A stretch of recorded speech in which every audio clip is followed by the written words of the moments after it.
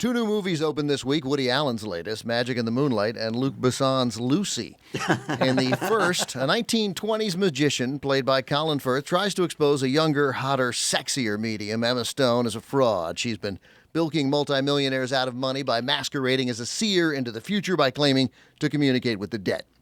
So, in Allen's story, in rushes the world's most successful magician to make sure the incredibly wealthy don't become slightly less wealthy. That's the Woody Allen version of speaking truth to power. He's comforting the quite comfortable, thank you. In Lucy, Scarlett Johansson plays an American student in Taipei who gets involved with some dangerous Koreans. She's forced to take some drugs which unlock the keys to the brain. Eventually, she's able to use 100% of her brain. In the movie, we're told the rest of us mere mortals only use 15% of our brains. Morgan Freeman tells us this, so we know it's true. It's really depressing to think we only use 15% of our brains, but then again, that's 15 times more brain power than Louis Gohmert and Michelle Malkin combined. I liked Lucy a lot, though it's based on fake science, which should appeal to climate change deniers like Gohmert, Malkin, and their ilk. About the only realistic part of Lucy is that if someone were to use 100% of their brain, it would probably be Scarlett Johansson. A Jew.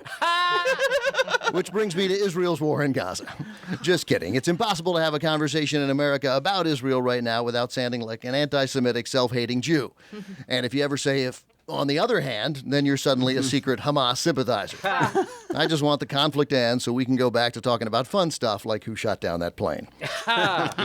Both movies, Lucy and Magic in the Moonlight, are kind of about science. In the Woody Allen movie, wait, I would like to remind everyone that Woody Allen's real name is Alan Stewart Königsberg.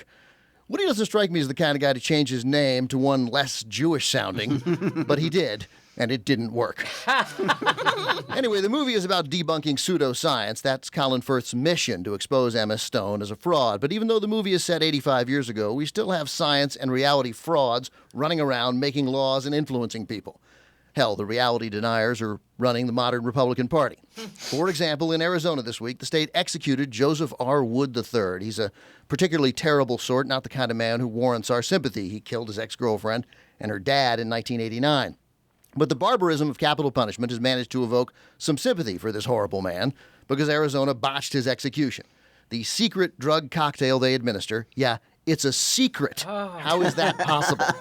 Anyway, the secret cocktail took 1 hour and 57 minutes to kill him, or longer than a World Cup game that doesn't go to extra time.